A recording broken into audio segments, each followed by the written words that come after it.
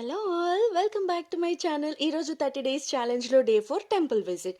మా ఇంటికి దగ్గరలో పార్వతి రామలింగేశ్వర స్వామి ఆలయం ఉంది. ఇలా ఎంటర్ అవ్వగానే స్ట్రైట్గా మనకి నవగ్రహాలు, రైట్ సైడ్ ఒక చిన్న టెంపుల్, లెఫ్ట్ సైడ్ ఒక పార్క్ ఉంటుంది.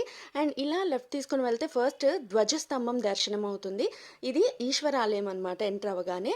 అండ్ అయ్యప్ప స్వామి టెంపుల్లో కూర్చొని అలా సేద తీరాం. టెంపుల్ దర్శనాలు అన్నీ అయిపోయాయి.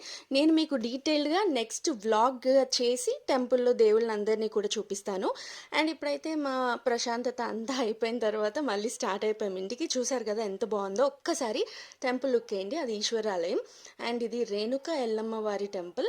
అండ్ ఇది వచ్చేసి అయ్యప్ప స్వామి ఆలయం అనమాట. గోపురం చాలా పీస్ఫుల్గా ఉంటుంది. అండ్ లెఫ్ట్ సైడ్ చెట్లతోటి చాలా బాగుంటుంది.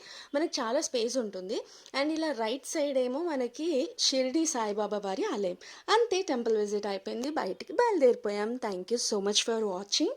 Please do subscribe to my channel. Thank you.